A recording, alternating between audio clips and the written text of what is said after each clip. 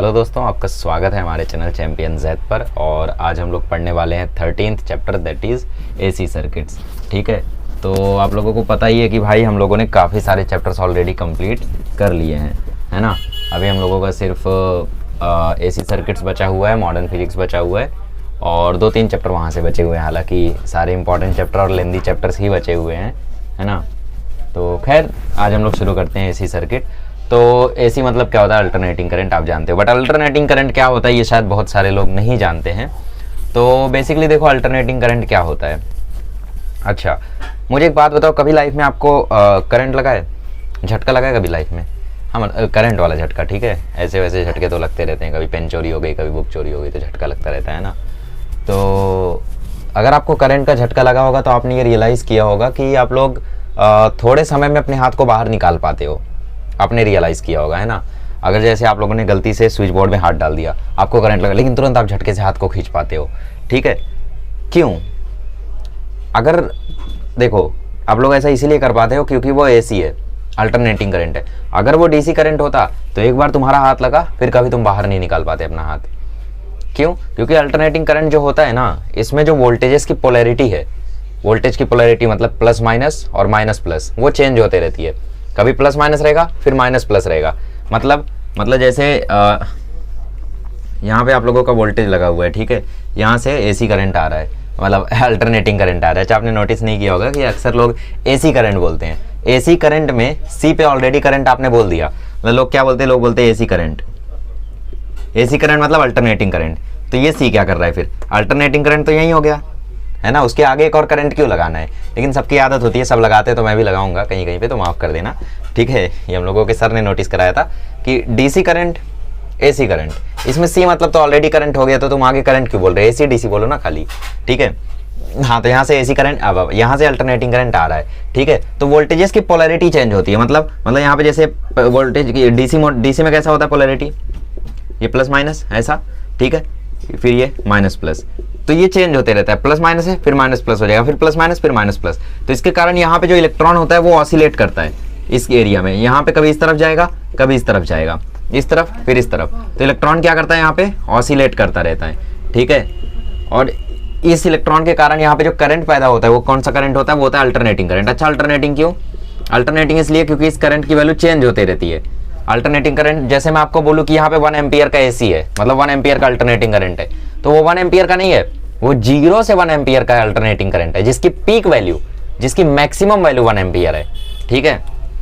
तो peak value को हमेशा हम लोग नॉट लगा के रिप्रेजेंट करते हैं, ठीक है। पीक वैल्यू को हम लोग हमेशा नॉट लगा के रिप्रेजेंट करते हैं, जैसे ई नॉट, आई नॉट, ठीक है। इसमें 2 और वैल्यू होती है, एक एवरेज वैल्यू और एक आरएमएस वैल्यू। तो एवरेज वैल्यू तो उतनी आईएम पे नहीं है, बट एवरेज वैल्यू है, तो हम डेरिवेशन करेंगे थोड़ी देर में, टेंशन मत लो। फिलहाल हम ये देख रहे थे कि एसी करंट मतलब अल्टरनेटिंग करंट होता है, जनरेट कैसे होता है। तो पोलैरिटीज चेंज होती है, जिसके कारण इलेक्ट्रॉन यहाँ पे ऑसिलेट करता है। जैसे प्लस से माइनस है, तो इलेक्ट्रॉन यहाँ से गया ऐसे, है ना, इस तरफ गया, फिर माइनस प्लस कर दिया, फिर इस तरफ आएगा, फिर प्लस माइनस कर दिया इस तरफ, फिर उस तरफ से, तो ऑसिलेट करता रहता है इलेक्ट्रॉन। और इस ऑसिलेशन के कारण जहाँ पे करंट जनरेट होता है वो कौन सा करंट होता है? वो होता है अल्टरनेटिंग करंट। और ये अल्टरनेटिंग करंट की वैल्यू चेंज होती है, ठीक है। तो इसका ग्राफ कुछ ऐसा आता है, जैसे ईएमएफ और टाइम का अगर मैं ग्राफ बनाऊं, या फिर करंट और टाइम का ग्राफ भी आप बोल सकते हो, तो वो ऐसा आता है, ठीक है, जो कि चेंजिंग है, मतलब टाइम के साथ देखो चेंज होता जा रहा है, ठीक है। और आप ये भी जानते हो कि ई का जो इक्वेशन होता है, ई का जो ई नॉट के साथ रिलेशन होता है, हमने लास्ट लेक्चर में एक जगह डिराइव किया था, वो आता है E equal to E not sine omega T. ऐसे ही आई इक्वल टू होता है I not sine omega T, ठीक है। प्लस फाइव भी होता है, बट हम लोग अभी मान के चल रहे हैं कि कोई फेज डिफरेंस यहाँ पे नहीं है, तो सिर्फ ओमेगा टी, ठीक है, ठीक है। तो at T equal to T by 4, ठीक है, at T equal to T by 4 पर ई की वैल्यू मैक्सिमम हो जाती है। कैसे? क्योंकि E equal to T by 4 पे क्या होगा? साइन ओमेगा, स्मॉल टी की जगह आ जाएगा capital T by 4, omega T by 4, है ना। और ओमेगा टी की वैल्यू क्या होती है? ओमेगा टी की वैल्यू होती है 2 पाई, है ना। तो इक्वल टू आ जाएगा E not sine omega T की जगह आ गया 2 पाई और अपॉन में 4। टी इक्वल टू होता है 2 पाई बाय ओमेगा, आप जानते हो टी इक्वल टू होता है 2 पाई बाय ओमेगा, या ओमेगा इक्वल टू होता है 2 पाई बाय टी, ठीक है। तो टी ओमेगा इक्वल टू आ गया 2 पाई, तो टी ओमेगा इक्वल टू आ गया 2 पाई, तो ये 2 से 4 कटेगा तो पाई बाय 2, और साइन पाई बाय 2 की वैल्यू क्या होती है? 1 होती है, तो इक्वल टू आ गया ई नॉट। मतलब ईएमएफ की वैल्यू ई नॉट के मतलब मैक्सिमम वैल्यू के इक्वल हो जाती है, कब? T equal to T by 4 पे। तो इसका पीक वैल्यू कहाँ आता है? t=t/4 पे आता है, फिर चेंज होता रहता है। ठीक है, ऐसा एक जगह ऐसा आएगा जहाँ पे 0 भी हो जाएगा। तो जब वो करंट 0 होता है ना, तब आप अपना हाथ बाहर निकाल पाते हो। जैसे आपको जब करंट लगता है तो चिपके रहते हो, और जब आपने नोटिस किया होगा, अगर कभी लगा होगा, आप झटके से हाथ को बाहर निकाल सकते हो। कब? जब t=0 हो जाए, है ना। अगर आप डीसी करंट से, मतलब डायरेक्ट करंट से कभी आप चिपकोगे तो बाहर नहीं निकाल पाओगे फिर। ठीक है, इसीलिए एसी वोल्टेज सप्लाई होता है। काफ़ी सेफ भी होता है एसी। हालांकि आइंस्टाइन की सोच डिफरेंट थी, वो मानते थे कि डीसी ज़्यादा बेटर है, बट विथ काफ़ी समय के बाद, मतलब एक्सपेरिमेंट्स के बाद, प्रैक्टिसेस के बाद ऐसा पाया गया कि ना भाई एसी ज़्यादा बेहतर है ना, अल्टरनेटिंग करंट। तो आप लोगों को ये समझ में आ गया कि अल्टरनेटिंग करंट प्रोड्यूस कैसे होता है। ठीक है, तो आप लोगों को ये समझ में आ गया कि अल्टरनेटिंग करंट प्रोड्यूस कैसे होता है। पोलैरिटीज चेंज होकर यहाँ से इलेक्ट्रॉन ऑसिलेट करता है, जिसके कारण अल्टरनेटिंग करंट प्रोड्यूस होता है। अल्टरनेटिंग करंट की वैल्यू चेंज होती है, 0 से 1 एम्पियर के बीच में फ्लक्चुएट होती रहती है। एक्चुअली एम्पियर नहीं, मिली एम्पियर में करंट आता है। एम्पियर मतलब बहुत ज़्यादा करंट होता है, पता है। जो आपके घर पे आता है वो मिली एम्पियर, माइक्रो एम्पियर में होता है करंट। ठीक है, कभी एम्पियर में आपको करंट मिल गया तब तो भाई खत्म हो। ठीक है, ओके। तो ये हो गया आप लोगों का थोड़ा सा कैलकुलेशन वगैरह। अच्छा, अभी हम लोग डिराइव करते हैं थोड़ा सा एवरेज वैल्यू। एवरेज वैल्यू कैसे डिराइव करते हैं? एवरेज वैल्यू कैसे डिराइव करते हैं बता देता हूँ। देखो, एवरेज वैल्यू खैर उतना आईएमपी नहीं है, बट आपकी टेक्स्ट बुक में दिया हुआ है, तो मैं मानता हूँ कि भाई डिराइव करना आवश्यक है। वैसे आज हम लोग क्या क्या कवर अप करेंगे, और चैप्टर का थोड़ा सा ओवरव्यू दे देता हूँ इंट्रोडक्शन के बाद। चैप्टर में आप लोगों को सबसे पहले दिया हुआ है सर्किट्स। ठीक है, सर्किट्स में आप लोगों के पास 3 टाइप के सर्किट है, pure resistor circuit, pure inductor circuit, pure capacitor circuit और एलआरसी सर्किट, या फिर आरएलसी सर्किट। ठीक है, या फिर एलसीआर सर्किट, आपकी मर्जी है। और उसके बाद हम लोग पढ़ेंगे एवरेज पावर इन सर्किट्स। उन तीनों सर्किट्स की एवरेज पावर, मतलब रजिस्टर सर्किट की एवरेज पावर, कैपेसिटर सर्किट की, और रजिस्टर सर्किट की, और एलआरसी सर्किट की। हाँ, 4 टाइप सर्किट। ठीक है, एक्चुअली 3 मेन है, इन्हीं तीनों को कंबाइन कर दो तो तीसरा आ जाता है, और जो चौथा है, मतलब इन्हीं 3 को कंबाइन कर दो तो चौथा आ जाता है, और जो चौथा है वही सब कुछ है। क्योंकि अगर आपको चौथा सर्किट आ गया तो बाकी तीनों आराम से हो जाएंगे। कैसे? आप चौथे सर्किट में कैपेसिटेंस की वैल्यू 0 कर दो, इंडक्टर की वैल्यू 0 कर दो, रजिस्टर की वैल्यू 0 कर दो, तो बाकी टाइप के सर्किट बनते रहेंगे, है ना। खैर बहुत आसान चैप्टर, बहुत ही ज़्यादा चिंदी चैप्टर है। और थर्ड लेक्चर में हम लोग इसकी थोड़ी बहुत छोटी मोटी चीज़ें डिस्कस करेंगे, जैसे एलसी ऑसिलेशन हो गया। ठीक है, इसके अलावा रेजोनेंट फ्रीक्वेंसी हो गया, इसके अलावा चोक कॉइल खैर छोटा सा टॉपिक है, छोड़ो उसको क्या लिखना। ठीक है, तो ऐसा 3 मेन चीज़ें हैं। अब ये 3 चीज़ें आप लोगों का 2 लेक्चर में शायद कवर अप हो जाए, कोशिश करूँगा मैं हो जाए, क्योंकि टाइम वेस्ट करने का कोई सेंस नहीं है ना ऐसे चिंदी चैप्टर में। ओके, तो शुरू करते हैं हम लोग एसी सर्किट्स में। और सबसे पहले हम लोग कैलकुलेट करना सीखते हैं एवरेज वैल्यू। एवरेज वैल्यू कैसे कैलकुलेट की जाती है, देखो। ठीक है, एवरेज वैल्यू कैलकुलेट करने के लिए जहाँ से जहाँ तक आपको एवरेज वैल्यू कैलकुलेट करनी है, वहाँ से वहाँ तक आप उसको इंटीग्रेट कर दो, उसके वेरिएबल को इंटीग्रेट करके डिवाइड में क्या बोल दिए। जैसे आपको साइन थीटा की एवरेज वैल्यू निकालनी है फ्रॉम 0 to पाई।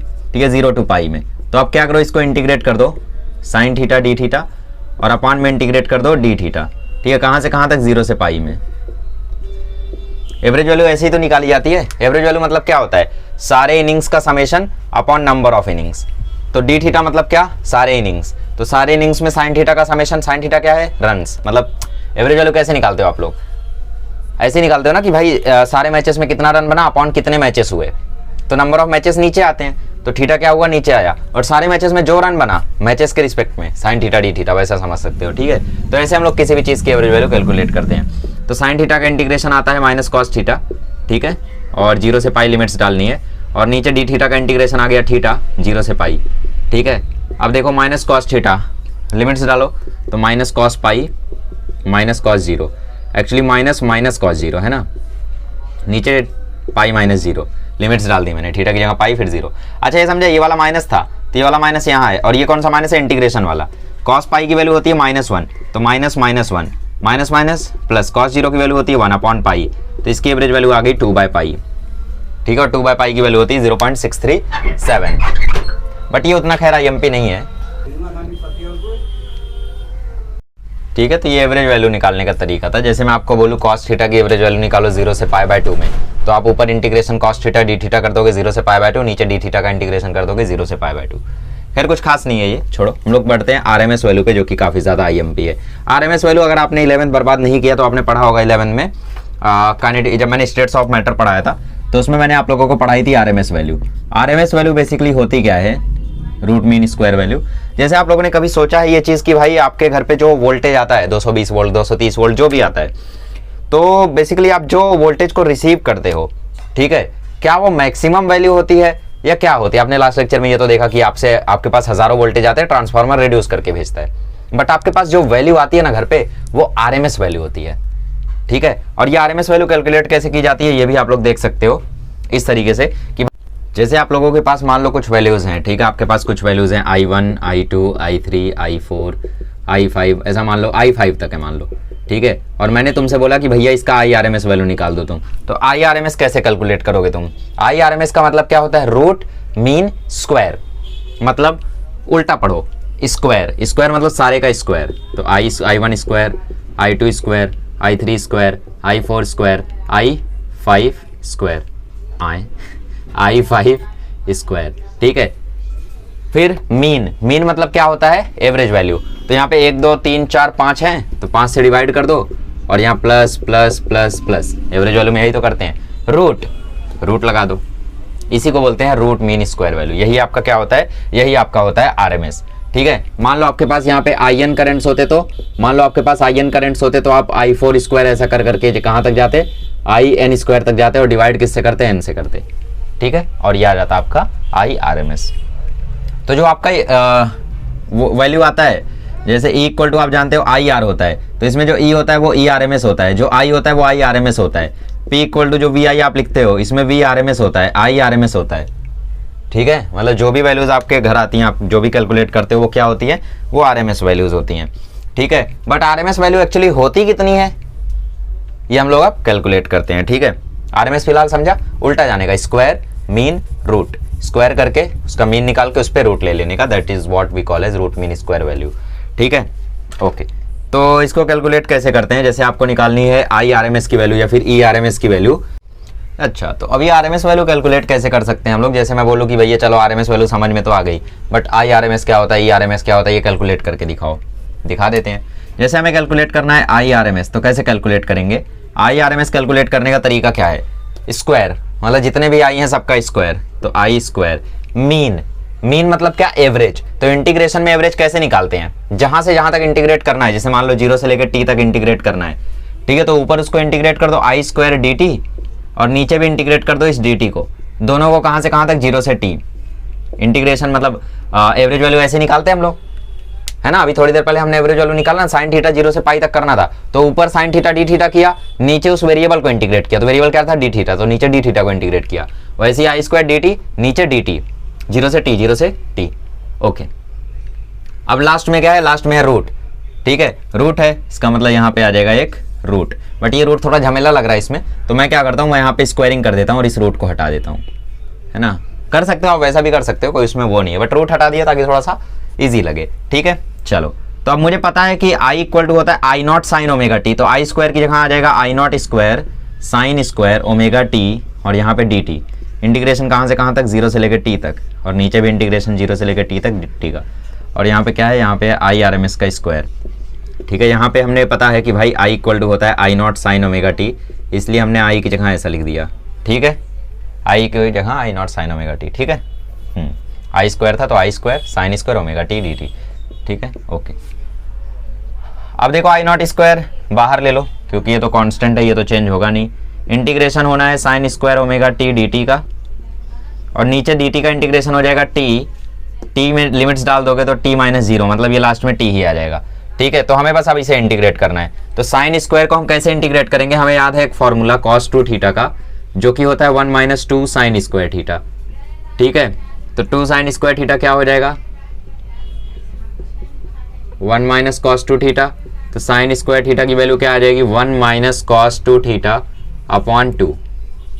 तो वैसे ही साइन स्क्वायर ओमेगा टी की जगह हम क्या लिख देंगे? 1 माइनस कॉस 2 थीटा अपॉन 2, तो ये आ गया I not square by T, integration के अंदर 1 माइनस कॉस 2 थीटा। थीटा क्या है यहाँ पे? ओमेगा टी, ध्यान से देख रहे हो, थीटा की वैल्यू क्या है? ओमेगा टी, तो 2 थीटा मतलब 2 ओमेगा टी, यहाँ पे dt, और जो नीचे 2 था वो मैं बाहर ले लेता हूँ, तो नीचे वाला 2 मतलब यहाँ पे जो 2 आएगा उस 2 को मैंने बाहर ले लिया, क्योंकि कांस्टेंट है तो इंटीग्रेशन में इन्वॉल्व होना नहीं है। कहाँ से कहाँ तक? 0 से लेकर t तक, ठीक है। देखो इंटीग्रेट करते हैं, I not square upon 2t। देखो 0 से t तक इंटीग्रेशन है, तो मैं इंटीग्रेट करके, चलो ठीक है इंटीग्रेट करता हूँ। 1 का integration t minus cos 2 omega T, cos का इंटीग्रेशन होता है साइन, तो साइन 2 ओमेगा टी, और फिर नीचे इस t का कोएफिशिएंट लगाना मत भूलना, खैर भूल जाओगे तो भी इसमें दिक्कत नहीं होगी, और लिमिट 0 से t। समझ गए? जैसे डिफरेंशिएशन में साइन 2 थीटा का जब डिफरेंशिएशन करते थे तो cos 2 थीटा इंटू 2 आ जाता था, उस थीटा का कोएफिशिएंट मल्टीप्लाई में आता था। इंटीग्रेशन में नीचे आता है, एंटी डेरिवेटिव है ना। जो जेई वाले हैं, जो मैथ वाले हैं, जो पीसीएम वाले, वो तो समझ गए होंगे, जो पीसीबी वाले हैं वो नहीं समझे होंगे। तो बेटा देखो, इंटीग्रेशन करने के बाद कॉस का इंटीग्रेशन हुआ साइन 2 ओमेगा टी, ये जो टी का कोएफिशिएंट होता है वो नीचे आता है, ठीक है, तो 2 ओमेगा इसलिए नीचे आया है। अब लिमिट्स डाल दो इसमें, तो ये हो गया I naught square upon 2t, small T की जगह कैपिटल टी हो जाएगा, तो t minus sine 2 omega T upon 2 omega. बाकी जीरो डालोगे तो जीरो हो जाएगा, तो कोई सेंस नहीं है। तो I naught square upon 2t, T minus sine omega T की जगह आप लिख सकते हो 2 पाई, आप जानते हो इस चीज़ को, कितने बार रिपीट कर चुका हूँ है ना रोटेशनल डायनेमिक्स पढ़ाने से। अब आपको एक बात पता होगी कि साइन 4 पाई की वैल्यू 0 होती है। साइन 4 पाई, 3 पाई, 5 पाई, 6 पाई, 7 पाई, 99 पाई, कोई भी पाई आ जाए, मल्टीपल ऑफ पाईज हमेशा 0 होते हैं, ठीक है। तो इसकी वजह से ये 0 हुआ तो ये पूरा टर्म कैंसिल हो गया, इसलिए मैं बोल रहा था नीचे 2 ओमेगा नहीं लिखोगे तो भी दिक्कत नहीं होगी, है ना। ओके, तो यहाँ पे क्या बचा? यहाँ पे बचा I naught square upon 2t into T, T से टी खत्म, और ये किसकी वैल्यू है? ये I R M S square की वैल्यू है। रूट ले लो, तो I R M S equal to आ जाएगा आई नॉट बाय रूट 2, ठीक है, या फिर इसको आप बोल सकते हो 0.707 आई नॉट, ठीक है। So this is the value of I R M S. Similarly you can derive E R M S. अब जिनको नहीं समझा है आर एम एस वैल्यू निकालना, उनके लिए मैं ई आर एम एस भी निकाल देता हूँ, ताकि वो ई आर एम एस निकालना समझ ले। पूरा मैथमेटिक्स है, प्योर मैथमेटिक्स है एसी में। अगर जिसकी मैथमेटिक्स थोड़ी भी अच्छी है, जिसकी मैथमेटिक्स एवरेज है, उसका एसी सर्किट्स आज के आज यूं ही हो जाएगा, मतलब उसको कुछ और करना ही नहीं पड़ेगा, है ना। समझ गया? आई आर एम एस निकालना, स्क्वायर किया, एवरेज लिया, जैसे इंटीग्रेशन में एवरेज लेते हैं, जहां से जहां तक लेना है वहां तक, और नीचे वेरिएबल का इंटीग्रेशन, और फिर रूट ले लिया। रूट की जगह हमने स्क्वायर लेके किया, एंड में रूट लिया, ठीक है। तो I R M S equal to I naught by root 2, ये पहला फॉर्मूला है अभी तक का, बाकी फॉर्मूले काम के नहीं थे, बट ये आई एम पी है। चलिए अब मैं डिराइव करता हूँ ई आर एम एस। तो जिनको नहीं समझा है उनको अब समझ जाएगा, और बाकी जिनको अब भी नहीं समझा वो फिर क्या कर सकते हैं उन लोग, छोड़ दो चैप्टर, और क्या चैप्टर छोड़ सकते हो। अच्छा, आर एम एस वैल्यू निकालते हैं ई की, तो E R M S equal to क्या होगा बताओ? सबसे पहले स्क्वायर, मतलब जितने भी ई हैं सबका स्क्वायर, तो ई स्क्वायर डी टी, ठीक है। टाइम के रिस्पेक्ट में निकाल रहे हैं तो डी टी। मीन, मीन कैसे लेते हैं इंटीग्रेशन में? जहां से जहां तक इंटीग्रेट करना है उसकी लिमिट लगाओ, और नीचे उसके वेरिएबल को इंटीग्रेट करके वहां भी सेम लिमिट लगाओ, और एंड में क्या कर लो? रूट ले लो। तो रूट लेने की जगह मैं यहाँ पे स्क्वायर ले रहा हूँ, कोई परेशानी, कोई दिक्कत नहीं। अगर दिक्कत लगे तो तुम यहाँ पे रूट लेके इंटीग्रेट कर देना, ठीक है, झिझकना मत। अच्छा, अब आपको पता है इक्वल टू होता है E not sine omega T, यहाँ पे वैल्यू डाल दो, ई स्क्वायर की जगह आ जाएगा E naught square sine square omega T, यहाँ पे आ जाएगा डी टी, और नीचे भी आ जाएगा डी टी का इंटीग्रेशन हो जाएगा टी, और यहाँ पे 0 से लेकर टी तक इंटीग्रेशन करना है। ई नॉट स्क्वायर गया बाहर, इंटीग्रेशन के अंदर आया साइन स्क्वायर। अच्छा, साइन स्क्वायर की जगह हम लोग क्या लिख सकते हैं? साइन स्क्वायर की जगह लिख सकते हैं 1 माइनस कॉस 2 ओमेगा टी, और नीचे आ जाएगा 2, और यहाँ पे आएगा डी टी, 0 से लेकर टी तक इंटीग्रेट करना है। 2 चला जाएगा बाहर, तो इक्वल टू आ जाएगा ई नॉट स्क्वायर अपॉन 2, 1 का इंटीग्रेशन आ जाएगा टी, माइनस कॉस का इंटीग्रेशन हो जाएगा sine 2 omega T upon coefficient आ जाएगा 2 ओमेगा। कहाँ से कहाँ तक करना था? 0 से टी तक करना था, ठीक है। अच्छा, सही है। तो इक्वल टू आ गया E naught square by 2 into,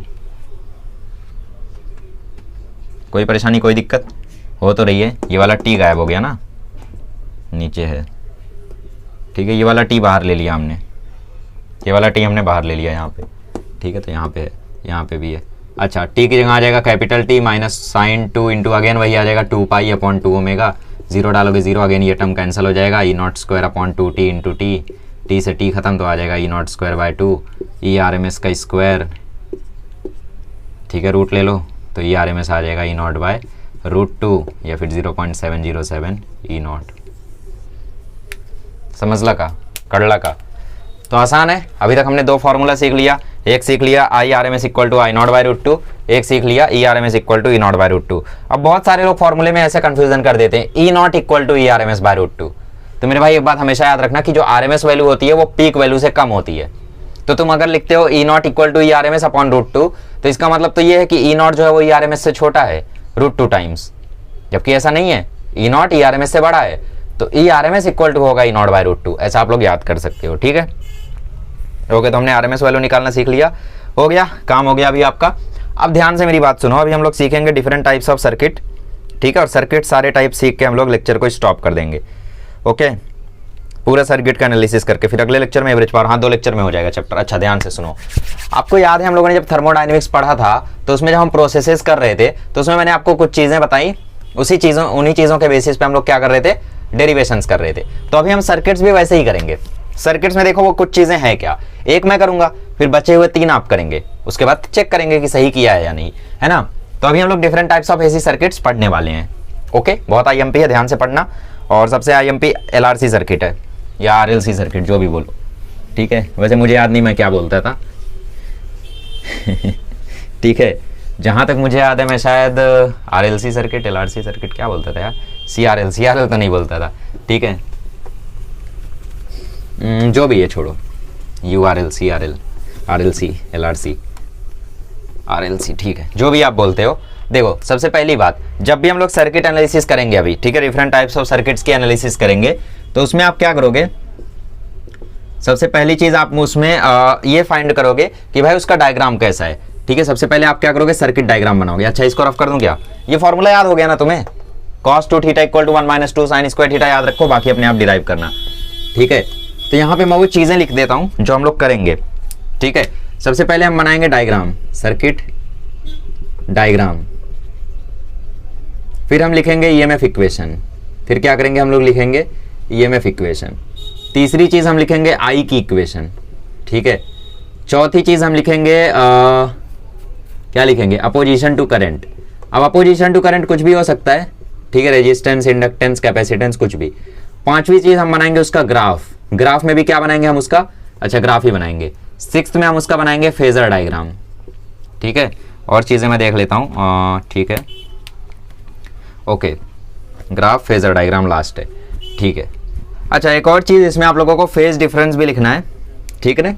phase difference कहाँ लिखना है, चलो यहाँ लिख लो, आई इक्वेशन के बाद आपको लिखना है फेज डिफरेंस, मतलब उसमें कोई फेज डिफरेंस है क्या, वो चीज लिखनी है। फिर पांचवी चीज क्या आ जाएगी, अपोजिशन टू करंट, फिर सिक्स्थ चीज क्या हो जाएगी, ग्राफ, और सातवां हो जाएगा फेजर डायग्राम। फेजर डायग्राम कैसे बनाते हैं ये मैं पहला करते टाइम आपको बता दूंगा, तो दूसरे तीसरे में आप सीख ही जाओगे, है ना। तो ये 7 चीजें हमें एनालाइज करनी है तीनों टाइप के सर्किट की। तो सबसे पहला सर्किट हम लोग शुरू करते हैं प्योर रजिस्टर सर्किट, ठीक है। सबसे पहले हम क्या शुरू करेंगे, प्योर रजिस्टर सर्किट, मैं इंक डाल लूं। चलिए सबसे पहले हम एनालाइज करते हैं प्योर रजिस्टर सर्किट, मतलब ऐसा सर्किट जिसमें सिर्फ एक रजिस्टर लगा हुआ है, उसके अलावा कोई भी नहीं है। और ये सारे सर्किट्स कौन से हैं, एसी सर्किट्स हैं, ऑब्वियसली एसी सर्किट हम पढ़ रहे हैं। पहला काम क्या है, सर्किट डायग्राम बनाना। चलो सर्किट डायग्राम बना लो, ठीक है, ध्यान से देखते जाना, वही करना है तुम्हें हर एक उसमें, ठीक है। सर्किट डायग्राम में एक रजिस्टर आएगा क्योंकि हम लोग प्योर रजिस्टर सर्किट के बात कर रहे हैं। दूसरा आता है ईएमएफ इक्वेशन। ईएमएफ इक्वेशन क्या होता है, ईएमएफ इक्वेशन होता है equal to E not sine omega T, जी हाँ यही है ईएमएफ इक्वेशन। तीसरा आता है करंट इक्वेशन। करंट इक्वेशन क्या होता है, अच्छा करंट इक्वेशन में ऐसा ना लिख के आप इसको करंट लिख सकते हो कि हम लोग करंट फाइंड आउट करेंगे, ठीक है। करंट को क्या करेंगे हम लोग, फाइंड आउट करेंगे, ठीक है। तो हम जानते हैं आई इक्वल टू होता है ई बाय आर, बट हम ये भी जानते हैं कि ई इक्वल टू होता है E not sine omega T, तो E not sine omega T by R हो गया, ठीक है। उसके बाद ये जो ई नॉट बाय आर दिख रहा है इसको हम कन्वर्ट कर देते हैं आई नॉट में, तो आई इज इक्वल्स टू आ गया I not sine omega T, ये हो गई करंट इक्वेशन, ठीक है। ये हम लोगों की तीसरी चीज, ये दूसरी चीज और पहली चीज बना रखी है, समझा ना। ई नॉट मतलब क्या, पीक वैल्यू, तो E naught by R peak value आएगी, पीक वैल्यू किसकी, E naught by R current की, तो I equal to I not sine omega T. अच्छा चौथी चीज फेज डिफरेंस, तो फेज डिफरेंस आप लोगों को मतलब वैल्यूज कैलकुलेट करके पता चलता है। आई की जब इक्वेशन आप लोग निकालोगे तो आपको खुद पता चलेगा। तो यहाँ पे अगर आप ध्यान से देखो तो I equal to I not sine omega T है, क्या प्लस समथिंग है या माइनस समथिंग है, प्लस फाई कुछ है, यहाँ पे नहीं है, तो इसका मतलब यहाँ पे कोई भी फेज डिफरेंस नहीं है, there is no phase difference, ठीक है। और जब फेज डिफरेंस नहीं होता है तो उसको हम लोग क्या, अच्छा फेज डिफरेंस आएगा किन के बीच में, फेज डिफरेंस अगर आएगा तो वो आएगा ई और आई के बीच में, और उन्हीं के बेसिस पे हम बनाते हैं फेजर डायग्राम। फेजर डायग्राम मतलब फेज का डिफरेंस दिखाने वाला डायग्राम, सिखाऊंगा कैसे बनाते हैं, कोई बड़ी बात नहीं है, ठीक है। तो फेज डिफरेंस आएगा किन के बीच में, आई ई और आई के बीच में आएगा, ई या तो आई से पीछे रहेगा या आई ई से आगे रहेगा, ऐसा कुछ तो होगा, ठीक है। फिलहाल यहाँ पे कोई फेज डिफरेंस नहीं, इसका मतलब हम ये बोलेंगे कि E and I are in phase, ठीक है। फेज में है तो इसे हम लोग क्या बोलेंगे, E and I are in phase. अच्छा पांचवी चीज opposition to current. Opposition to current मतलब करंट को रोकने वाली चीज। कैसे निकालोगे करंट को रोकने वाली चीज, आप जानते हो कि रजिस्टर के केस में जो करंट को रोकता है वो रेजिस्टेंस होता है, तो आर इक्वल टू होता है ई बाय आई, मतलब E naught by I not, है ना। तो ये हो गया अपोजिशन टू करंट। छठवीं चीज़ क्या है, ग्राफ। ग्राफ किसका, ई एंड आई, ठीक है, सॉरी ई एंड टी, ठीक है, ई आई एन टी ऐसा आप लोग लिख सकते हैं, I am sorry, E I and T, ठीक है, ठीक है। तो सबसे पहले देखो ग्राफ इसका कैसा बनेगा, ये आपका टी हो गया, ओमेगा टी मान लो, और ये आपका हो गया ई और आई वाई एक्सिस पे, ठीक है। तो पहले हम लोग करंट लेते हैं, तो करंट ऐसे चलेगा, ठीक है। ये क्या हो गया आपका आई नॉट मैक्सिमम वैल्यू, और ये क्या हो गया minus I not minimum value, ठीक है। ईएमएफ कैसे चलेगा, ईएमएफ भी इन फेज है, मतलब जैसे करंट चल रहा है वैसे ईएमएफ भी चलेगा। इन फेज मतलब क्या, दोनों के बीच में कोई फेज डिफरेंस नहीं है, तो दोनों का कर्व ऐसे ही आएगा। हाँ बात अलग है, थोड़ा सा पीक वैल्यू में डिफरेंस होगा, मतलब जैसे ईएमएफ का पीक वैल्यू होगा ई नॉट, ये हो गया पीक वैल्यू ई नॉट, ठीक है, और करंट का पीक वैल्यू आई नॉट। तो पीक वैल्यू में डिफरेंस होगा कि भाई करंट कम है ईएमएफ ज्यादा है, ऑब्वियसली वो तो है ना, बाकी सब सेम रहेगा। इन फेज है तो इसीलिए जहां से करंट शुरू हुआ वहीं से ईएमएफ शुरू होगा, जहां पे करंट का पीक वैल्यू आएगा वहीं पे ईएमएफ का भी पीक वैल्यू आएगा, जहां पे करंट का मिनिमम वैल्यू आएगा वहीं ईएमएफ का भी मिनिमम वैल्यू आएगा। ऐसा कोई नहीं है कि भाई पहले उसका आ जाएगा पहले इसका आ जाएगा, है ना, क्योंकि इन फेज है, दोनों के बीच में फेज डिफरेंस है ही नहीं। अच्छा, सातवीं बात है फेजर डायग्राम। फेजर डायग्राम में हम लोग क्या करते हैं, देखो ध्यान से, phasor diagram is similar to graph. Phasor diagram में हम लोग ई और आई दर्शाते हैं, ठीक है। तो अगर कोई चीज इन फेज है, ठीक है, तो उसके बीच में कोई मतलब फेज डिफरेंस नहीं है, ठीक है। जैसे एक सेकंड ध्यान से देखो, मेरी बात को समझो। ई इक्वल टू क्या है, ई इक्वल टू है E not sine omega T, मतलब जो ई का ग्राफ है वो ओमेगा टी एंगल से क्या है, टिल्टेड है, ठीक है। तो यहाँ पे मैं ओमेगा टी एंगल से क्या करता हूँ, ई के ग्राफ को टिल्ट कर देता हूँ, ठीक है। अब करंट का ग्राफ बताओ, करंट का ग्राफ भी ओमेगा टी ही ग्राफ से, ओमेगा टी ही एंगल से टिल्टेड है, मतलब करंट भी यहीं आएगा, तो यहाँ पर ही आ गया करंट भी, ठीक है। So this is what we called E and I, ठीक है। बाकी आप यहाँ पे देखो तो ये मैक्सिमम वैल्यू हो गई आई नॉट और ये मैक्सिमम वैल्यू हो गई ई नॉट, ठीक है, ठीक है। समझ में आया क्या बोला मैंने। और बाकी ये जो लाइन है, ये लाइन किसको रिप्रेजेंट कर रही है, रिप्रेजेंट कर रही है I not sine omega T को, ठीक है। ये मैक्सिमम वैल्यू हो गई आई नॉट, ये मैक्सिमम वैल्यू हो गई ई नॉट। ऐसे हम लोग रिप्रेजेंट करते हैं फेजर डायग्राम को, बट फेजर डायग्राम थोड़ा और डीप में समझते हैं, ठीक है। तो जैसे ही आप लोगों का मतलब ई नॉट आई नॉट होगा, जिस एंगल पर टिल्टेड होगा उसी एंगल पर हम लोग टिल्ट करेंगे। सबसे पहले हम क्या बनाएंगे, सबसे पहले हम बनाएंगे ई नॉट, ठीक है। ई नॉट का फिक्स कर देंगे हम लोग। ई नॉट का क्या है, E equal to E not sine omega T, omega T angle से टिल्टेड है तो ये आ गया ओमेगा टी एंगल पर, ठीक है। अब हमने देखा आई, तो आई भी सेम एंगल पर था तो आई भी इसी लाइन में आ गया, तो आई नॉट ई नॉट के बीच में कोई फेज डिफरेंस आ रहा है, कोई एंगल डिफरेंस आ रहा है क्या, नहीं, क्योंकि ई नॉट भी ऐसा है आई नॉट भी ऐसा ही है, तो दोनों के बीच में एंगल कितना है, 0 डिग्री। पैरेलल है ना दोनों, ऐसा है तो 0 डिग्री, एंटी पैरेलल होता तो 180 डिग्री, ठीक है। तो बेसिकली ये क्या हो गए, इन फेज हो गए, क्योंकि सेम एंगल पर है ओमेगा टी पर, है ना। तो ऐसे बनाते हैं हम लोग फेजर डायग्राम, ठीक है। बाकी ये वैल्यूज क्या देगी आपको, साइन ओमेगा टी के साथ वैल्यू देगी उसकी। अच्छा, सेकंड डिराइव करते हैं प्योर इंडक्टर सर्किट। चलिए अभी हम लोग डिराइव करेंगे प्योर इंडक्टर सर्किट। तो प्योर इंडक्टर सर्किट वैसा ही है बिल्कुल, ठीक है। फेजर डायग्राम आपको समय बाय समय बहुत ज़्यादा क्लियर हो जाएगा, टेंशन मत लो, ठीक है। अरे मैं हूं ना यार, अभी कितना, अभी आप लोगों को 4 एनालिसिस करना है, अभी तो एक किया है, अभी 3 और करना है, इतनी देर में हो जाएगा। प्योर इंडक्टर सर्किट, सबसे पहले सर्किट डायग्राम बना लो। तो भाई अल्टरनेटिंग करंट है तो ये हुआ, ठीक है, और बाकी इसमें एक इंडक्टर लगा दो क्योंकि प्योर इंडक्टर सर्किट है, ठीक है। ये हो गया पहला काम। दूसरा ईएमएफ इक्वेशन जो कि फिक्स है, equal to E not sine omega T, ठीक है। ये आ गया आपका EMF equation. Current equation, current equation अब यहाँ पे दिक्कत है, क्योंकि आपको पिछले बार तो पता था कि भाई आई इक्वल टू होता है ई बाय आर, लेकिन अब की बार कुछ आपको पता है क्या, करंट और इंडक्टर का रिलेशन एक्चुअली पता है, थोड़ा सा दिमाग पे जोर डालो तो, ठीक है। ये दूसरी चीज। तीसरी चीज, करंट और ईएमएफ का इक्वेशन आप लोगों को पता है, याद करो। ई इक्वल टू कुछ फॉर्मूला था क्या आई को लेके, जिसमें एल आता हो, याद आया, E equal to L D I by D T. क्या करते हो यार, ई इक्वल टू क्या होता है actually minus L D I by D T, ठीक है। तो यहाँ से मुझे क्या करना है, यहाँ से मुझे करंट निकालना है ना। अच्छा, मैं क्या करता हूँ, पहले इस माइनस को हटा देता हूँ, ठीक है। माइनस को मैंने हटा दिया क्योंकि हम मैग्नीट्यूड ले रहे हैं, या फिर यूँ बोल सकते हो कि माइनस ई की जगह मैंने ई नॉट साइन ओमेगा टी लिख दिया, ठीक है। अब हमें पता है ये किसके इक्वल है, E not sine omega T के, तो E not sine omega T यहाँ से आ गया और यहाँ पे है L D I by D T, ठीक है। अब मैं क्या करता हूँ, मुझे करंट चाहिए ना, तो बाकी सबको वहाँ भेज देता हूँ। तो डी आई मतलब E not sine omega T D T upon L equal to आ गया डी आई, ठीक है, इक्वेशन सीधा कर दो और इंटीग्रेट कर दो। चलो इंटीग्रेट कर दो, इंटीग्रेट कर दिया दोनों, देखो इंटीग्रेट करो तो ई नॉट कॉन्स्टेंट है बाहर, साइन ओमेगा टी का इंटीग्रेशन होता है माइनस कॉस ओमेगा टी, तो माइनस कॉस ओमेगा टी, फिर इस टी का कोएफिशिएंट भी आएगा नीचे, आ गया, और एल यहाँ पे ऑलरेडी था, तो ये हो गया इक्वल टू आई। ठीक है, तो आई इक्वल टू हमें एक इक्वेशन मिली minus E not sine, okay, minus E naught cos omega T upon omega. लेकिन यहाँ पे एक दिक्कत है, क्या दिक्कत है कि भाई आपने ईएमएफ लिखा है साइन के टर्म्स में, आप आई लिख रहे हो कॉस के टर्म्स में, तो सभी को या तो साइन के टर्म्स में लिखो या तो सभी को कॉस के टर्म्स में लिखो।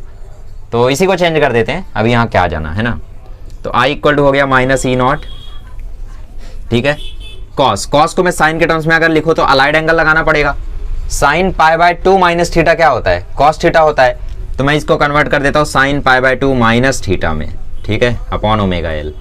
अब मैं क्या करता हूँ माइनस ई नॉट, मैं यहाँ pi by 2 minus omega T से माइनस बाहर ले लेता हूँ, तो ये हो गया sine minus omega T minus pi by 2, sine minus omega T minus pi by 2, ठीक है। तो बेसिकली अब क्या हुआ, अब ये पूरा का पूरा बन चुका है थीटा, अब ये पूरा का पूरा क्या बन चुका है थीटा, और ये क्या है माइनस, तो हम ये जानते हैं कि साइन माइनस थीटा क्या होता है, माइनस साइन थीटा होता है, साइन माइनस थीटा क्या होता है, माइनस साइन थीटा होता है, तो ये माइनस और ये माइनस मिलकर प्लस हो जाएगा, ठीक है, तो माइनस माइनस हो गया प्लस, तो ये हो गया E not sine omega T minus pi by 2 upon omega L, ठीक है।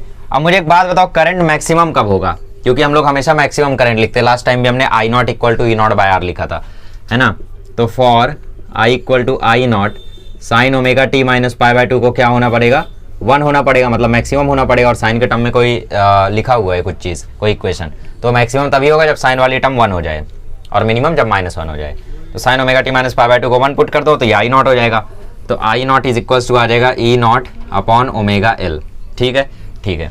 अच्छा, उससे पहले एक चीज़ फेज डिफरेंस, करंट इक्वेशन तो चलो हमारे पास आ गया, अब यहाँ पे देखो एक फेज डिफरेंस क्या है यहाँ पे, ये देखो इक्वेशन क्या लिखी है, sign omega T minus pi by 2, मतलब यहाँ पे माइनस है, माइनस मतलब क्या, वो लैग कर रहा है, कौन, जिसके इक्वेशन में माइनस है, कौन, किसकी इक्वेशन है, ये आई की इक्वेशन है, तो इसका मतलब क्या है, जो करंट है वो ईएमएफ से पाई बाय 2 लैग कर रहा है, तो इसका मतलब I lags E by pi by 2, ये इसको उल्टा भी बोल सकते हो, E leads I by pi by 2, मतलब पाई बाय 2 एंगल से ई क्या कर रहा है, आई को लीड कर रहा है, या फिर आई जो है वो पाई बाय 2 एंगल से ई को लैग कर रहा है, ठीक है, मतलब पाई बाय 2 पीछे चल रहा है, कौन, आई की इक्वेशन है ना, जैसे omega T plus pi by 2 आया होता, तो इसका मतलब क्या है, pi by 2 omega T plus pi by 2 आया होता, तो इसका मतलब ये होता कि भाई जो आई है वो पाई बाय 2 आगे है, किससे, ई से, ठीक है, तो आई नॉट इक्वल टू आ गया E naught by omega L.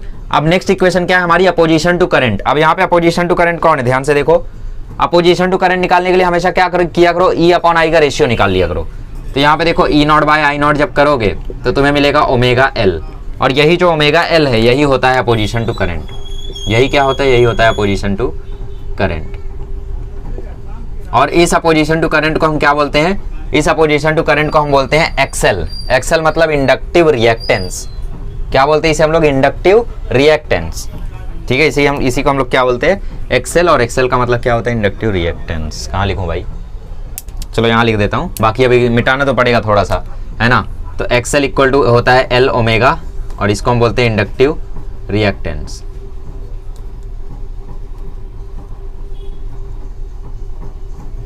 ठीक है, समझ में आ गया, क्लियर, इंडक्टिव रिएक्टेंस एक्सेल, ठीक है। अभी मैं इसे रफ कर देता हूँ क्योंकि ये सभी तो चिंदी चीजें हैं, आईएमपी आपका देखो यहाँ से है, ठीक है, तो हमने 4 काम कर लिए, circuit diagram, EMF equation, current find कर लिया, फेज डिफरेंस निकाल लिया, फेज डिफरेंस याद रखना, इसका ट्रिक बता दूंगा, अभी ट्रिक बता दूंगा, हो जाएगा, ठीक है, दिक्कत नहीं है यार, आपको ट्रिक भी मिलेगा, आपको लॉन्ग कट भी मिलेगा, शॉर्टकट भी मिलेगा, सब मिलेगा।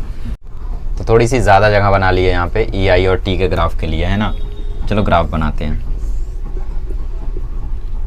मान लो यहाँ पे पहले मैं स्केच करता हूँ ई नॉट को, ठीक है, मतलब ईएमएफ का ग्राफिक स्केच करता हूँ, तो वो तो नॉर्मल होगा क्योंकि ई इक्वल टू है E not sine omega T, और आई इक्वल टू क्या है, आई इक्वल टू है E not sine omega T minus pi by 2 upon omega L, यही ओमेगा एल क्या है, रेजिस्टेंस का काम करता है इंडक्टिव सर्किट में, मतलब यही आपका इंडक्टेंस होता है, रेजिस्टेंस, ठीक है, that is inductive reactance L omega. अच्छा, फिलहाल ई का तो ग्राफ सिंपल बनेगा जैसे अब तक बनता आ रहा है ना। आई के ग्राफ में अब की बार क्या होगा, कि ध्यान से देखो आई जो है वो ई से लैग कर रहा है by an angle of pi by 2। ठीक है, कितने एंगल से लैग कर रहा है? पाई बाय 2 एंगल से। मतलब पाई बाय 2 है कहाँ? सबसे पहले यहाँ पे वैल्यूज लिख दो। यहाँ होता है pi by 2, omega T equal to pi by 2 पे मैक्स होगा। इस ओमेगा टी की जगह पाई बाय 2 पुट करो तो साइन पाई बाय 2 1 हो गया, मतलब इक्वल टू ई नॉट। तो पाई बाय 2 पर मैक्सिमम होता है, देखो पाई बाय 2 पे आ रहा है मैक्सिमम, है ना। तो इस तरीके से ग्राफ बनता है। यहाँ पे होता है पाई, यहाँ पे होता है 3 पाई बाय 2, यहाँ पे होता है 2 पाई, ठीक है, यहाँ पे होता है 5 पाई बाय 2, ठीक है ऐसा। अच्छा, अब जो करंट है वो क्या है? पाई बाय 2 पीछे है, मतलब करंट ईएमएफ से पाई बाय 2 पीछे है। तो करंट कहाँ से शुरू होगा बताओ? बेसिकली इसको आप ऐसे समझ सकते हो कि ईएमएफ आई से लीड कर रहा है, मतलब ईएमएफ का जो पीक वैल्यू है वो आई से पाई बाय 2 पहले आ जाएगा। ईएमएफ का जो पीक वैल्यू है वो आई से पाई बाय 2 पहले आ जाएगा, ठीक है। या फिर यूं देख लो भाई, ईएमएफ आई से लीड कर रहा है ना, तो आई अब शुरू होगा। ईएमएफ कहाँ शुरू हुआ? 0 पे शुरू हुआ, तो आई कब शुरू होगा? अब शुरू होगा, ये देखो पाई बाय 2 से।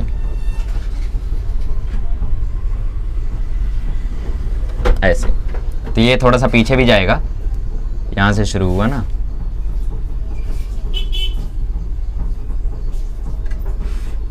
तो ये पीछे जाएगा, ये आएगा, ठीक है ऐसे। नहीं समझे? अरे भाई ये किसका ग्राफ है? ये करंट का ग्राफ। इसको थोड़ा नीचे बनाना चाहिए था, बट ठीक है, माइनस आई नॉट, ठीक है। मेरी बात ध्यान से देखो।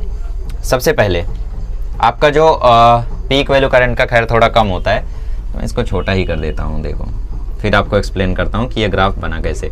थोड़ा सा दिक्कत होता है ग्राफ को समझने में, क्योंकि मुझे तो पता है कैसे हो रहा है, लेकिन आपको समझाने में थोड़ी दिक्कत हो रही है मुझे, ठीक है। कुछ चीज़ें होती हैं जो समझाने में थोड़ा भारी लगती हैं, ठीक है, कोशिश करता हूँ, ठीक है। शब्द कम पड़ जाते हैं कभी कभी ऐसे, ठीक है।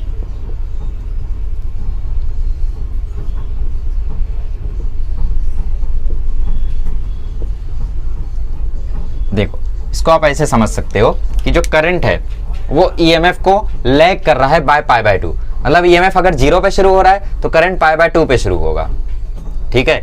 और आप बोलोगे ये लैगिंग कैसे है? फिर ये तो लीडिंग आ गई कि भाई करंट शुरू हुआ, ईएमएफ शुरू हुआ था 0 पे और करंट आगे शुरू हुआ ना। लीडिंग नहीं है ये, क्योंकि देखो पीछे भी तो जा रहा है करंट। बेसिकली इसको ऐसे समझ सकते हो कि आई जो है वो ई से पाई बाय 2 पीछे है, तो इसका मतलब ये है कि आई की मैक्सिमम वैल्यू ई से पाई बाय 2 बाद आएगी, ठीक है। मतलब पाई बाय 2 इस पे मैक्सिमम थी, तो आई की मैक्सिमम कब आएगी? पाई बाय 2 प्लस पाई बाय 2, मतलब पाई बाय 2 प्लस पाई बाय 2 पाई, मतलब पाई पे आई की वैल्यू मैक्सिमम में आएगी। ये देखो आ गई आई नॉट, ठीक है। ऐसे इसको समझ सकते हो। और एक तरीका है, जिसका मैक्सिमम पहले आ जाए वो दूसरे वाले से लीड कर रहा है, तो ईएमएफ का मैक्सिमम पहले आ गया तो EMF leads I naught by pi by 2, जितने पे मैक्सिमम आया, ठीक है। ऐसे इसको आप लोग स्केच कर सकते हो। हाँ थोड़ी दिक्कत हुई होगी मुझे पता है, थोड़ा सा इमेजिन करने की कोशिश करो, आप खुद समझ जाओगे, है ना। बाकी आगे शॉर्टकट बता ही दूंगा। देखो फेजर डायग्राम बनाते हैं, 7वीं चीज फेजर डायग्राम। मैंने फेजर डायग्राम में बोला है आपको कि भाई सबसे पहले आप ईएमएफ स्केच कर दो, उसके रिस्पेक्ट में फिर आई बनाओ, ठीक है। तो मान लो ये मैंने बना दिया ई नॉट, कितने एंगल पर है ई नॉट? Omega T. तो आई नॉट कितने एंगल पर है? I naught omega T minus pi by 2 angle पर है, ठीक है। मतलब पाई बाय 2 कम, मतलब ये अगर ई नॉट है तो आई नॉट इससे पाई बाय 2 कम, तो आई नॉट यहां आएगा, ये आ गया आई नॉट कितना? पाई बाय 2 कम। ये हो गया इसका फेजर डायग्राम।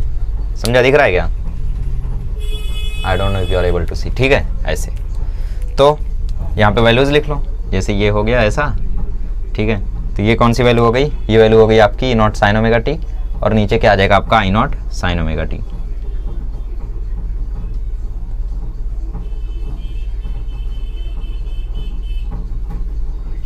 ठीक है। इस तरीके से आप लोग लिख सकते हो, समझिए। ई नॉट पहले बना दो, फिर आई नॉट के साथ उसका फेज डिफरेंस देखो। फेज डिफरेंस कितना है यहाँ पे? पाई बाय 2 का। पीछे आगे आई नॉट है उससे पीछे, ठीक है। तो आई नॉट कम, आगे होता तो आई नॉट इस तरफ आ जाता फिर, है ना। समझ गए? क्लियर? आई होप आप लोगों को चीजें समझी होंगी। और आई नॉट का फेजर जो है वो ई से छोटा रखो, क्योंकि आई जो है वो ई से छोटा होता है ना।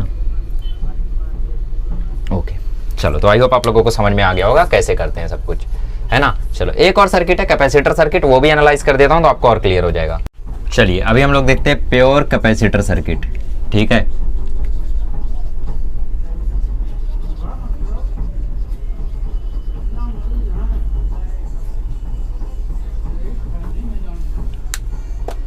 चलिए तो सबसे पहले बनाते हैं सर्किट डायग्राम, ठीक है। थोड़ा छोटा छोटा करेंगे क्योंकि पिछले बार जगह कम पड़ गई थी। सर्किट डायग्राम यहाँ पे है कैपेसिटर। कैपेसिटर जानते हो ना आप लोग, capacitor is something which stores energy, है ना। Capacitor is something which stores energy, ठीक है। ओके, सर्किट डायग्राम हो गया। ईएमएफ इक्वेशन वही है, equal to E not sine omega T, दो चीज़ें हो गई। तीसरा करंट को फाइंड आउट करना है। तो ये तो आप लोग नहीं कर पाओगे मुझे पता है। अच्छा, आपको ये चीज़ तो पता होगी कि आई इक्वल टू होता है D Q by T T, पता है ना। और आपको ये चीज़ भी पता होगी कि क्यू इक्वल टू होता है सी वी। कैपेसिटर के केस में क्यू इक्वल टू होता है सी वी, बट आप बड़े हो गए हो तो सी वी की जगह आप लिखोगे सी ई, ठीक है। चलो काम हो गया। तो आई इक्वल टू आ गया D by D T of C E, ठीक है। सी कॉन्स्टेंट है, बाहर निकाल लो। ई की जगह लिख दो E not sine omega T, तो D by D T of E not sine omega T. Again E naught constant है, बाहर ले लो, तो ये हो गया C E D by D T of sine omega T, ठीक है। C E naught I equal to C E not sine omega T. Sine omega T का डिफ्रेंसिएशन कर दो, तो आई इक्वल टू आ जाएगा सी E naught cos omega T into omega, ठीक है। तो आई इक्वल टू आ गया C omega E naught cos omega T. But फिर वही बात कि यार यहाँ पे ये साइन के टर्म्स में, ये कॉस के टर्म्स में नहीं चलेगा, तो पाई बाय 2 के टर्म्स में लिख दो। तो C omega E not sine pi by 2 minus omega T, है ना। ये हो गया I, okay. I equal, okay, तो पाई बाय 2 माइनस थीटा क्या होता है, कॉस थीटा होता है। अब इससे अगेन आप माइनस कॉमन ले लो, या फिर इसको अलग तरीके से लिख दो, क्योंकि माइनस कॉमन लोगे तो यहाँ माइनस हट नहीं पाएगा, तो इसको अलग तरीके से लिख दो। कैसे, पाई बाय 2 प्लस ओमेगा टी लिख दो, क्योंकि sign pi by 2 plus theta भी क्या होता है, sign pi by 2 plus theta भी क्या होता है, कॉस थीटा ही होता है, सेकंड क्वाड्रेंट। यार ये ऐसे लोग हैं जिन्होंने मतलब मैथमेटिक्स में कुछ पढ़ा ही नहीं है। देखो मेरे भाई, sine pi by 2 minus theta और sine pi by 2 plus theta, दोनों की ही वैल्यू क्या होती है, कॉस थीटा होती है। हाँ, तो पिछले बार वाला क्यों यूज़ किया, ये वाला क्यों नहीं यूज़ किया, क्योंकि पिछले बार बाहर माइनस था, उस माइनस को हटाना ज़रूरी था, तो उस माइनस को हटाने के लिए हमने ये यूज़ किया था। अब की बार बाहर माइनस नहीं है तो वो यूज़ करेंगे तो यहाँ माइनस आ जाएगा, जो कि गलत है। Current can never be negative, ठीक है, तो इसलिए प्लस वाला यूज़ किया। तो sine pi by 2 plus omega T आ गया, मतलब ये हो गया C omega E not sine omega T plus pi by 2। अब यहाँ से आपको फेज डिफरेंस भी दिख गया। फेज डिफरेंस कितने का है, पाई बाय 2 का है। कैसा है फेज डिफरेंस, अब की बार आई में है प्लस पाई बाय 2, मतलब अब की बार आई लीड कर रहा है, तो I leads E by pi by 2, या फिर E lags I by pi by 2, ठीक है। ये चीज़ भी क्लियर हो गई। अब हमें क्या पता है कि for I equal to I naught, हमें मैक्सिमम कंडीशन एनालाइज करनी है। For I equal to I not sine omega T plus pi by 2 को क्या होना पड़ेगा, 1 होना पड़ेगा। तो sine omega T plus pi by 2 1 हो गया, तो therefore I naught equal to आ गया सी ओमेगा ई नॉट, ठीक है। अब मैंने क्या बोला, मैंने बोला जैसे ही आप लोगों को अपोजिशन टू करंट निकालना हो तो उसके लिए E naught by I naught कर दो। अपोजिशन टू करंट के लिए E naught by I naught कर दो, तो ये हो गया E naught by I naught equal to 1 upon C omega. E naught के नीचे आई नॉट गया, सी ओमेगा यहाँ गया, तो 1 अपॉन सी ओमेगा आ गया। तो ये क्या हो गया, ये हो गया अपोजिशन टू करंट, जिसको हम बोलते हैं कैपेसिटिव रिएक्टेंस। इसको हम क्या बोलते हैं, इसको हम बोलते हैं कैपेसिटिव रिएक्टेंस, ठीक है। इसका शॉर्टकट नाम है XC।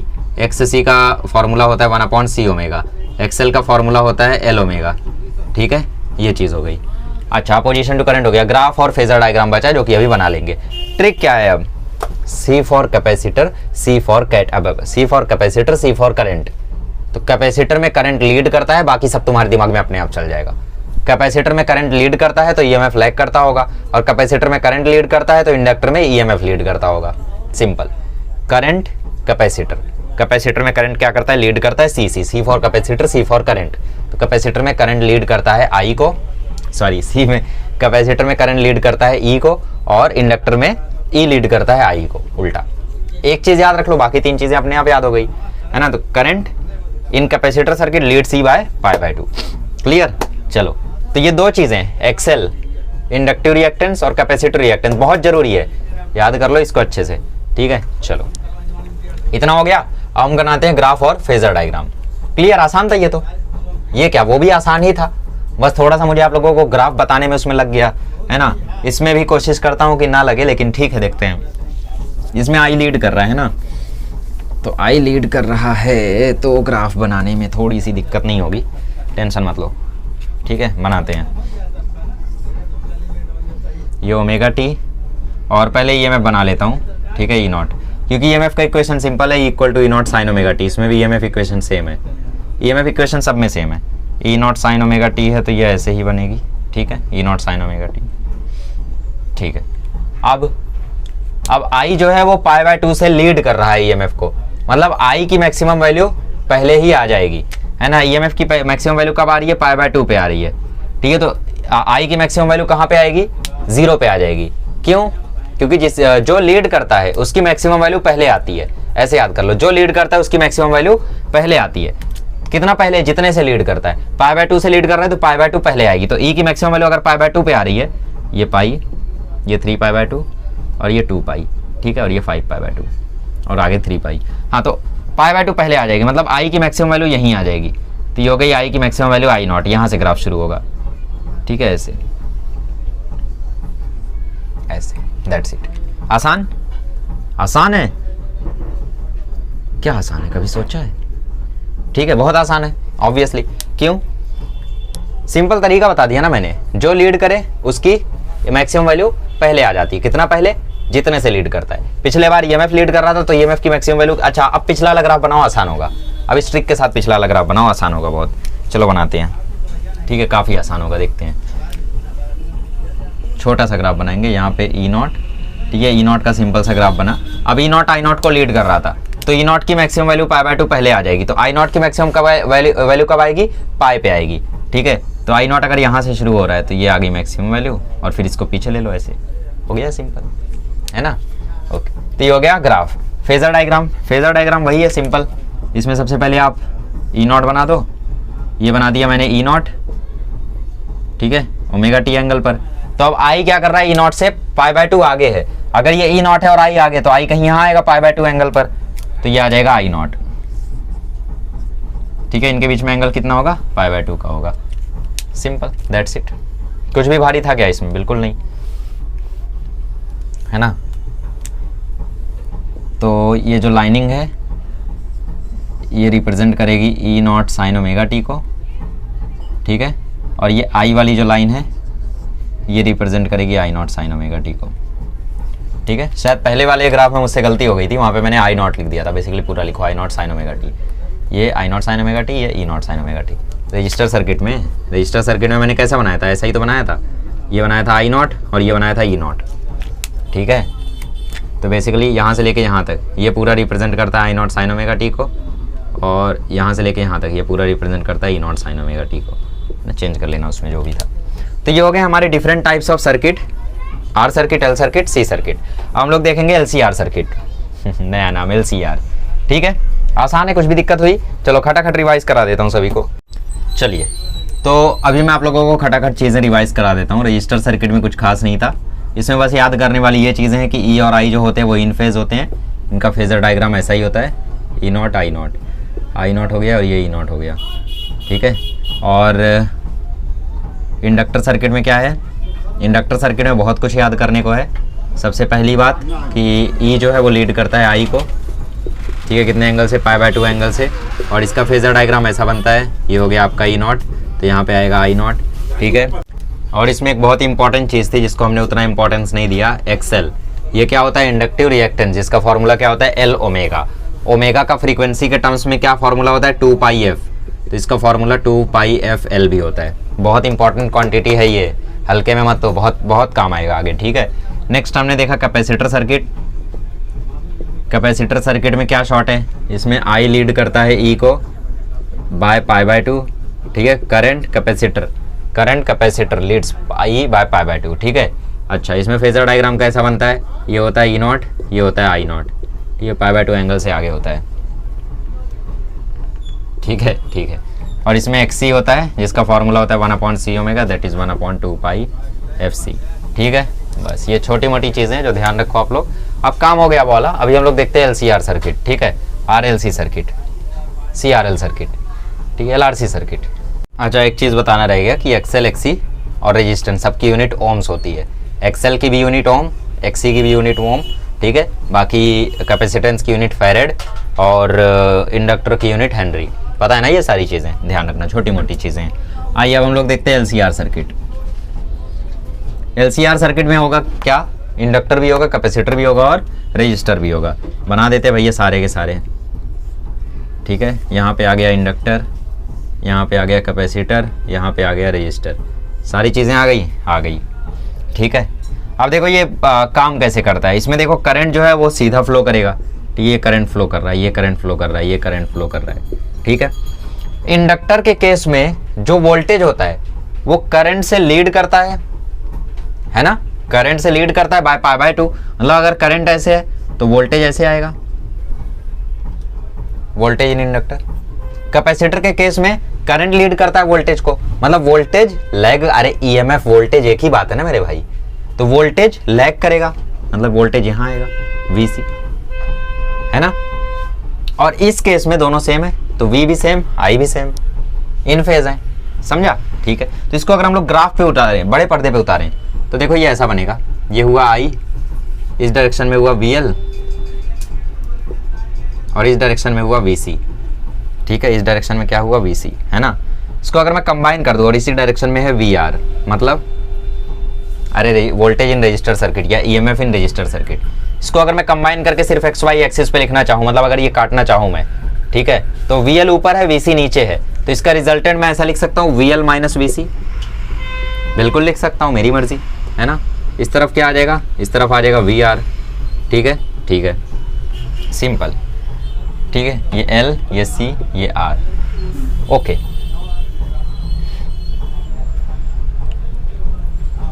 तो जो ओवरऑल ईएमएफ होगा वो कितना होगा बताओ। ये क्या है, बेसिकली राइट एंगल्ड ट्राइंगल है, या यूं बोल दो, अगर इसमें तुम्हें रिजल्टेंट निकालना है, वीएल माइनस वीसी एक वोल्टेज हो गया, मतलब बेसिकली है क्या, हम क्या कर रहे हैं, इस एलआरसी सर्किट का रिजल्टेंट वोल्टेज निकालने की कोशिश कर रहे हैं। तो वीएल यहाँ, वीसी नीचे, वीआर यहाँ। ठीक है, आई को चलो हटा दो। ठीक है, वीएल ऊपर वीसी नीचे, तो वीएल ऊपर वीसी नीचे दोनों अपोजिट है। ठीक है, तो इनका रिजल्टेंट क्या आ जाएगा, वीएल माइनस वीसी ऊपर की तरफ, वीसी और वीएल अगर ज्यादा है वीसी से तो ऑब्वियसली ऊपर की तरफ आएगा, वीएल माइनस वीसी, और आर है इस तरफ, मतलब वीआर है इस तरफ।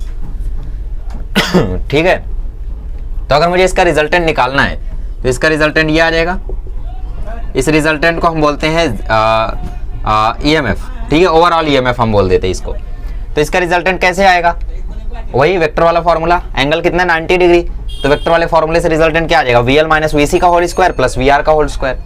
ठीक है, तो ईएमएफ रिजल्टेंट आ जाएगा वीएल माइनस वीसी का होल स्क्वायर प्लस वीआर का whole square, resistance in voltage circuit.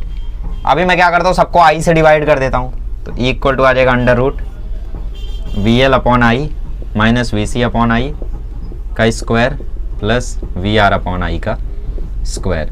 ठीक है, आई से सबको डिवाइड कर दिया तो ये बन जाएगा जेड।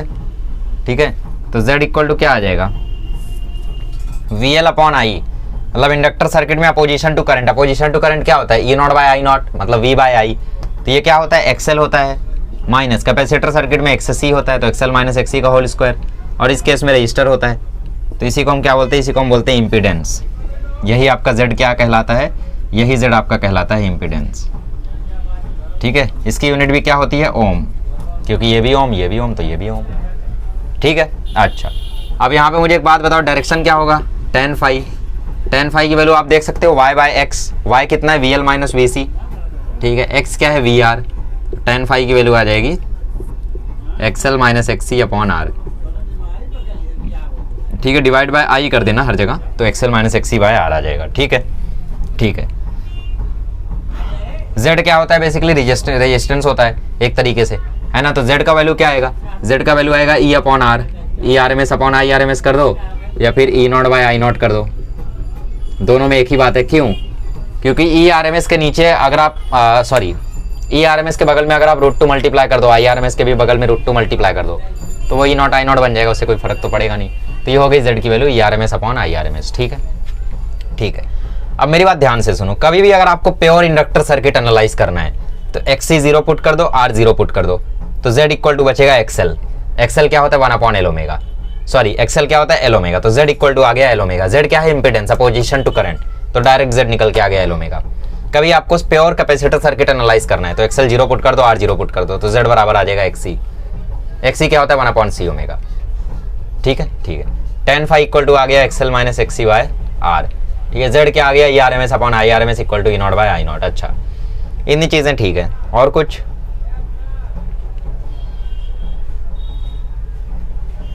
और कुछ, और कुछ, और कुछ, हाँ, एक और चीज़ है कि अगर ये आपका tan फाई में अगर फाई पॉजिटिव आया, ठीक है, इस केस में अगर आपका फाई पॉजिटिव आया तो इसका मतलब ये है कि जो ई है वो लीड कर रहा है आई को, ठीक है, कौन से एंगल से, फाई एंगल से। अगर आपका फाई नेगेटिव आ गया तो इसका मतलब जो ई है वो लैग कर रहा है आई से बाय फाई एंगल, ठीक है। फाई की बात हो ही रही है तो यहाँ पे एक और फॉर्मूला होता है आई का, आई इक्वल टू फॉर्मूला होता है I not sine omega T plus minus phi. अब आई के साथ जो भी लीडिंग लैगिंग होगी वो यहाँ पे लिख देना, लीड कर रहा है तो प्लस फाई, लैग कर रहा है तो माइनस फाई। और एक और होता है अगर tan फाई आपका XL minus XC upon R है तो यहीं से फिर कॉस फाई आता है जिसको हम पावर फैक्टर बोलते हैं, ठीक है, यहीं से फिर कॉस फाई आता है जिसकी वैल्यू होती है आर बाय जेड, ठीक है। और ये क्या होता है आपका पावर फैक्टर। ये कैसे निकला, सिंपली निकल गया, देखो कैसे, tan फाई की value XL minus XC by R है, ठीक है। तो सिंपल है यार, क्या तुम लोग भी करवा रहे हो। अगर इसी ट्रायंगल को हम लोग बनाएं, ठीक है, देखो तो ये आ गया एक्सएल माइनस एक्सी और ये आ गया आर, इस ट्रायंगल को पूरा करें तो ये आ जाएगा जेड, मतलब पाइथागोरस थ्योरम लगाओगे तो ये वैल्यू आ जाएगी जेड, ठीक है। और एंगल फाई कहाँ है, यहाँ पे है, ठीक है। तो कॉस फाई का फॉर्मूला क्या होगा, आप एडजेसेंट अपॉन हाइपोटेनस, एडजेसेंट है आर, हाइपोटेनस है जेड। tan फाई का फॉर्मूला क्या होगा, अपोजिट अपॉन एडजेसेंट, तो XL minus XC upon R. Sine phi भी निकाल सकते हो, XL minus XC upon Z, simple. इसी ट्रायंगल को बेसिकली पूरा करके वो ज्योमेट्री लगा के आ गया। सब कुछ समझ में आ गया एलसीआर सर्किट के बारे में, आरएलसी सर्किट के बारे में, क्लियर सब कुछ। एक और बार समझ लेते हैं, देखो सबसे पहले हमने एल के लिए देखा तो उसमें वोल्टेज आई को लीड करता है बाय पाई बाय 2, सी के लिए देखा लैग करता है बाय पाई बाय 2, आर के लिए देखा दोनों सेम डायरेक्शन में होते हैं। इसको एक ग्राफ पे उतारा, ऐसा आया। रिजल्टेंट निकालना चाहा हमने सारे वोल्टेजेस का रिजल्टेंट हमने निकालना चाहा तो वो आया VL माइनस VC और VR, जिसमें रिजल्टेंट था EMF।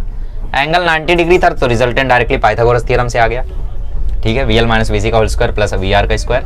सब में हमने आई से डिवाइड किया ताकि हम लोग रेजिस्टेंस का रिजल्टेंट निकाल सके, और रेजिस्टेंस के रिजल्टेंट को हम क्या बोलते हैं, इम्पीडेंस। कभी आपको बोल रहे define impedance, state its unit and dimension, तो जो डायमेंशन R का होता है वही डायमेंशन इसका भी होता है, और जो यूनिट R मतलब रेजिस्टेंस की है वही यूनिट इसकी भी, दैट इज ओम।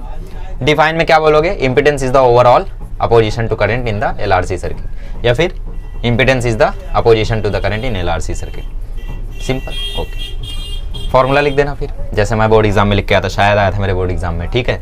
तो Z इक्वल टू क्या बन गया, एक्सएल माइनस एक्सी का होल स्क्वायर प्लस R का स्क्वायर। अब प्योर कैपेसिटर, अच्छा अगर प्योर रजिस्टर सर्किट के लिए एनालाइज करना है तो एक्सएल एक्सी को 0 पुट कर दिया तो Z बराबर R आ गया, ऑब्वियसली Z बराबर R आएगा, ठीक है, ठीक है। सब कुछ समझा, clear. Cos phi R by Z power factor होता है, ठीक है। tan phi XL minus XC, सारे फॉर्मूले काम आएंगे मेरे भाई, न्यूमेरिकल आएगा। If the phase difference is 45 degree, XL is this, XC is this, find R, use this formula और यूज दिस फॉर्मूला, आएगा काम, सब कुछ काम आएगा, ठीक है। तो बस इसमें यही आपको याद रखना है कि Z क्या होता है, I क्या होता है, I equal to I not sine. अच्छा, सारी इंपॉर्टेंट चीज़ें मैं अब लिख के दे देता हूँ। चलिए, तो हम लोग कुछ इंपॉर्टेंट चीज़ें देख के लेक्चर को स्टॉप करते हैं। आधा चैप्टर आपका कंप्लीट हो गया और मोस्टली IMP चैप्टर भी आपका कंप्लीट हो गया। Z इक्वल टू होता है under root formula X L minus XC का whole square plus R square. tan phi का फॉर्मूला होता है XL minus XC by R. चाहिए तो इसका ट्रायंगल याद कर लो कि भाई इसका ट्रायंगल ऐसा होता है, ठीक है। यहाँ पे होता है एक्सएल माइनस एक्सी, यहाँ पे होता है R, और यहाँ पे होता है एक्सएल माइनस एक्सी का whole square plus R square का रूट, दैट इज Z, ठीक है। कॉस फाई इक्वल टू होता है R बाय जेड, इसको हम लोग पावर फैक्टर भी बोलते हैं, ठीक है। कभी किसी क्वेश्चन में आपको the value of power factor is 0.5 and the value of resistance is 2 ohm, calculate the value of impedance, कैसे निकालोगे, इस फॉर्मूले का डायरेक्ट यूज कर लेना, सिंपल। कॉस फाई क्या होता है, कॉस फाई यही होता है आपका पावर फैक्टर, ठीक है। अच्छा, tan फाई में if phi is positive then E leads I by phi, ठीक है। I का इक्वेशन होता है I not sine omega T plus minus pi, ठीक है, ठीक है। एक्सएल का फॉर्मूला होता है L ओमेगा, XC का फॉर्मूला होता है 1/C ओमेगा। बहुत काम आएंगे यार, ये बहुत काम आएंगे, प्लीज़ इसे रिमेंबर करो। मुझे पता है मैं इन पे उतना फोकस नहीं दे पाया हूँ अभी तक, लेकिन न्यूमेरिकल में बहुत काम आएगा ये, है ना। तो इन पे फोकस दो आप, है ना। जैसे लेक्चर में पढ़ाते समय अक्सर हम क्या करते हैं, IMP चीज़ों को फोकस करते हैं, हाईलाइट करते हैं, तो इनको मैं उतना हाईलाइट नहीं कर पाया हूँ अभी तक, लेकिन बता रहा हूँ, करो इनको, ठीक है, कॉस फाई होता है, सारी चीजें आईएमपी है, जितना भी लिखा हो ना सब काम आएगा। तो इन सभी फॉर्मूलों को याद करो। कैसे याद करोगे, रट्टा नहीं मारना है, क्वेश्चन सॉल्व करो, अपने आप याद होगा। ठीक है, तो आज हम लोगों ने डिफरेंट टाइप ऑफ सर्किट देखे, आरएमएस वैल्यू देखी, और बस और क्या ही है यार। चलो ठीक है, अगले लेक्चर में मिलेंगे तो हम लोग सीखेंगे, देखेंगे average power in different types of circuit and then resonant frequency. That's it, chapter खत्म। ठीक है, चलिए मिलते हैं अगले लेक्चर में। Thank you so much.